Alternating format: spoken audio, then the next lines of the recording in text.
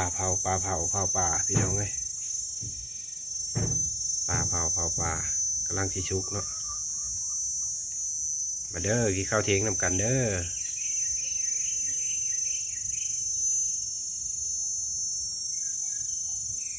เอาผ้าหม้อโปกไว้ให้มันร้อนทำชุกไว้พี่น้อง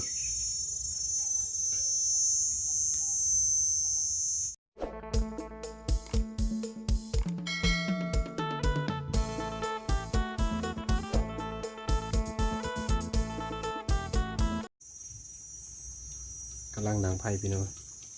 เผาป่าเนาะ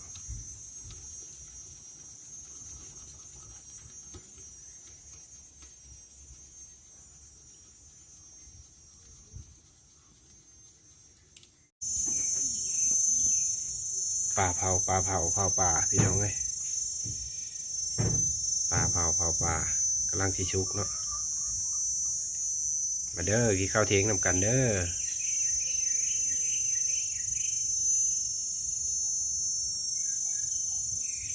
เอาผ้าหม้อโปกไว้ให้มันร้อนทำชุกไว้พี่น้อง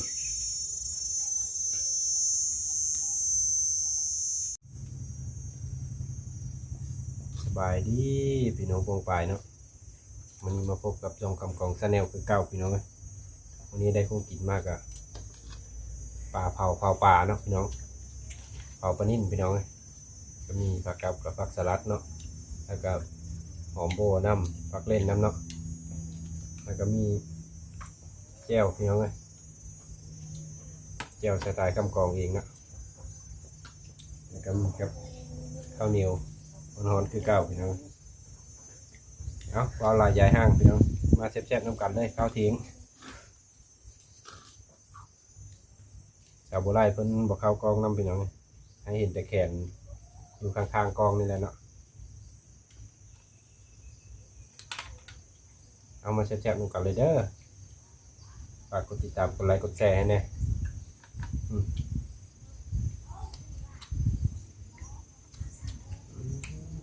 แซ่บแซ่บเลย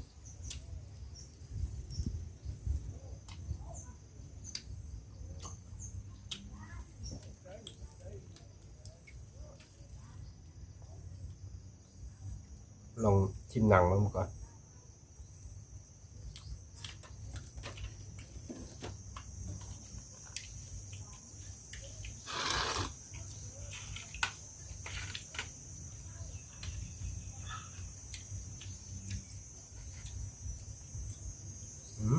แมงวันนี่นะ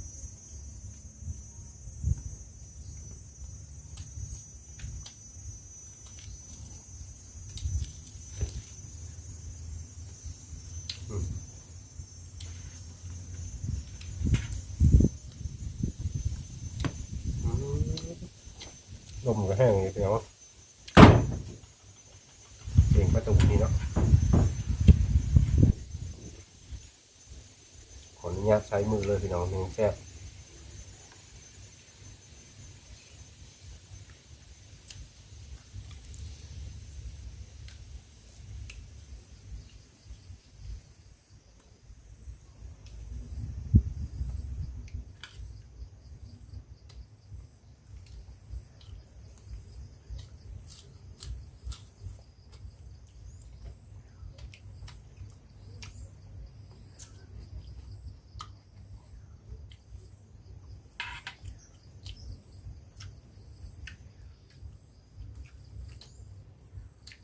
เอาผลิตภัณฑ์ให้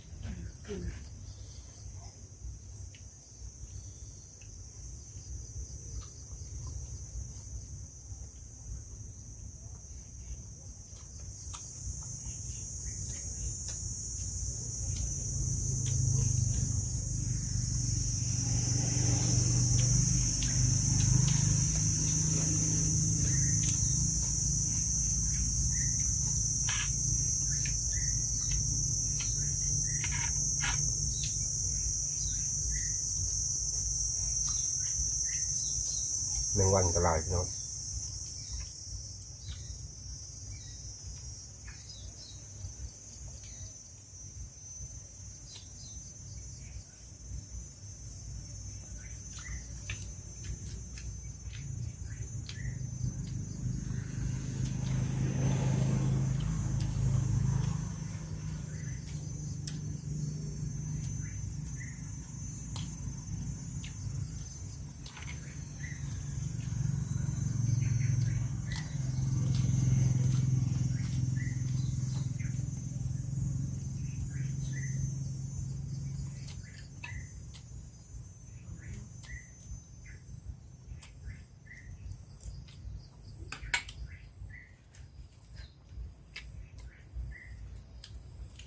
เขาเที่ยงบ่าย2 โมงพี่น้อง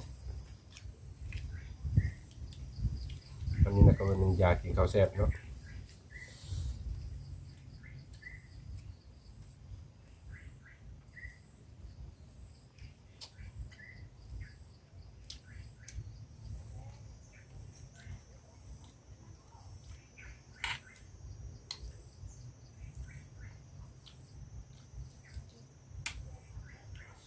บ้านใดที่กำกองบ่ได้ไปหากันขอโทษขออภัยเด้อพี่น้องเด้อเป็นงานหลายพี่น้องเอ้ย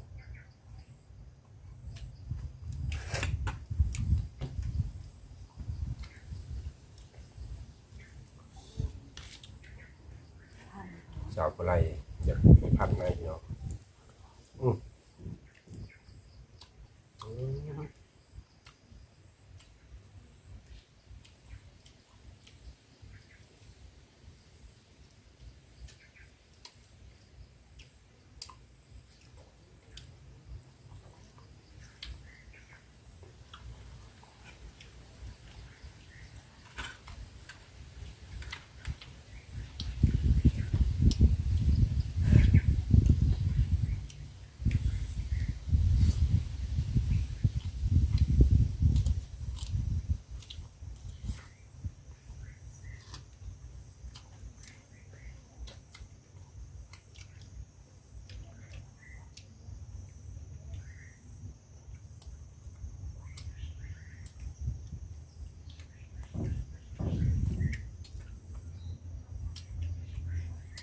เอาไหมครับ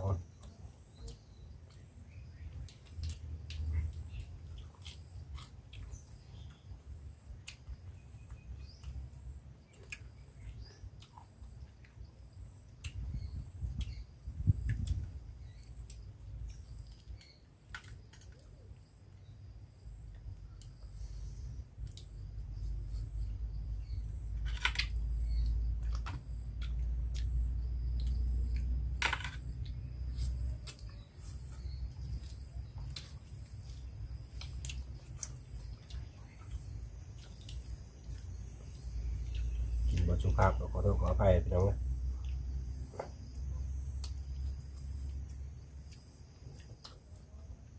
สไตล์แบบนี้เนาะ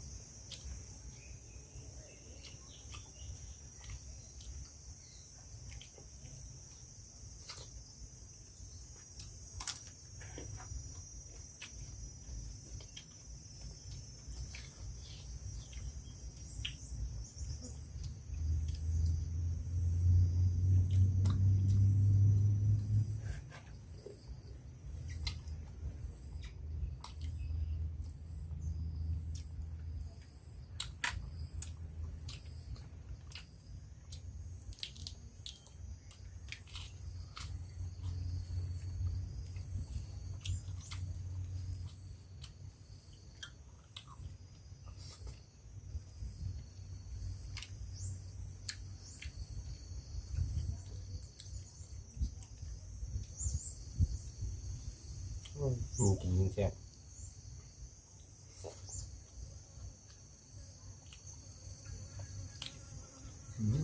แมงวันเนี่ยมากินน้ำมัน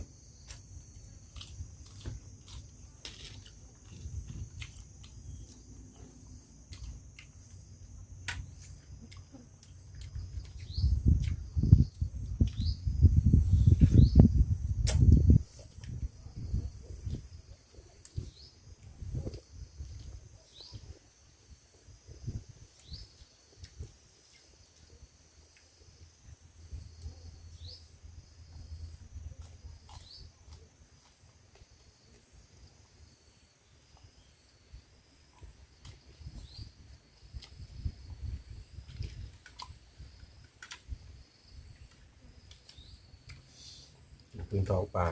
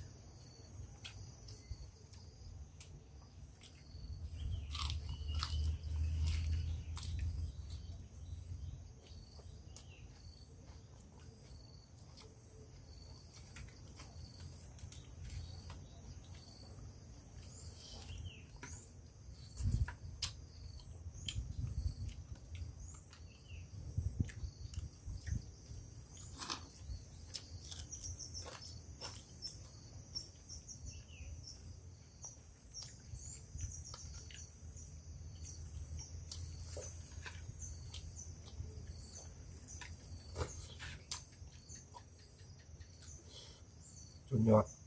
ปนแซ่บเลยแกมป่า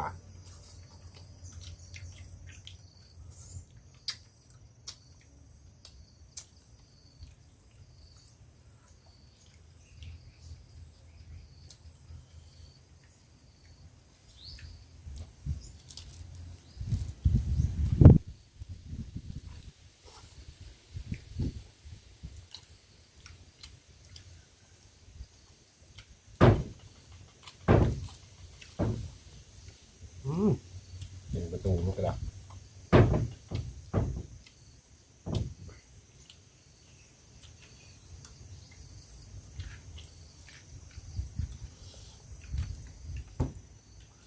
สองคนกินปลาเพิ่งนึงอิ่มละ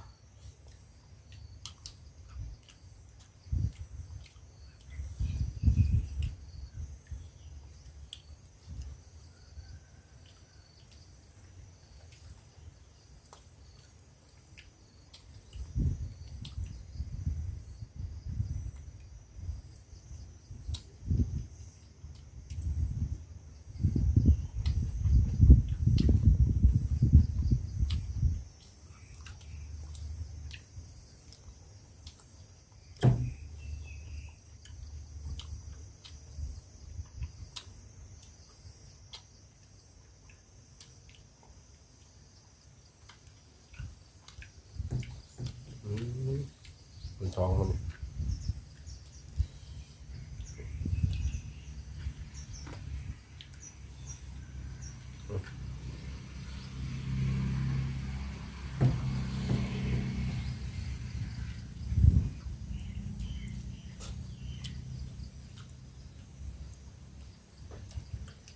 คำสุดท้ายเนาะ